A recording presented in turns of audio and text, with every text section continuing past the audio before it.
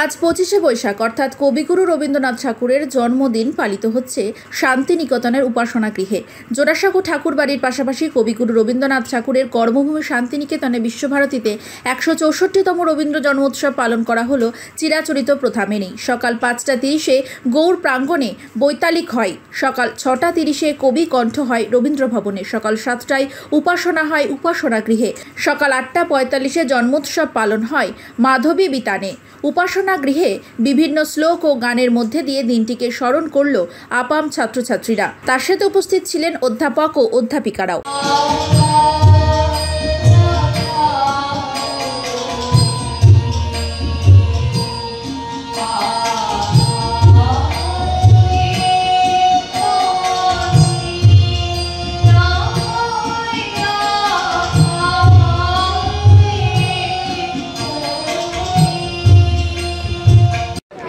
আজকে সকাল থেকে এখানে বৈতালিক হয়েছে, সেটা সকাল 5টায় শুরু হয়েছে।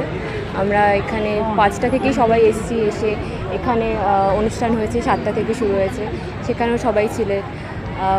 অনেক ধরনের রবীন্দ্র ঠাকুরের অনেক কথা আমরা জানতে পেরেছি, অনেক গান রবি ঠাকুরের গলায় কবিকণ্ঠ হয়েছে।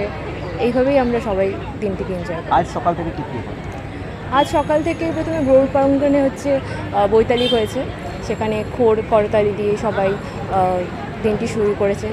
তারপরে এখানে উপাসনা গৃহে যেটা হয় আর কি প্রতি বুধবার করে, সেই বৈতালিক হয়েছে। তারপরে একটু আগে রবি ঠাকুরের সম্পর্কে অনেক আলোচনা হয়েছে, রবি ঠাকুরের জীবন কাহিনী শোনানো হয়েছে। আর শেষে এখন আমরা সবাই আবার অনুষ্ঠান আছে, যদিও শেষ হয়নি এখনও, এখন সবাই একটু আশেপাশে থাকবে, তারপরে 9টা থেকে আবার শুরু হবে। এবার কি প্রথমবার নাকি আগেও এসেছেন? না, আমি প্রথমবার, আমার এবার MSc ফার্স্ট ইয়ার, তো আমার এটা ফার্স্ট টাইম। কেমন অনুভূতি হচ্ছে? ভীষণ ভালো, মানে এখানে এসে একটা অন্য পরিবেশ পাওয়া যাচ্ছে, যেটা সচরাচর অন্য জায়গায় পাওয়া যাবে না। শান্তিনিকেতন আছে বলে জন্যই এটা পাওয়া সম্ভব।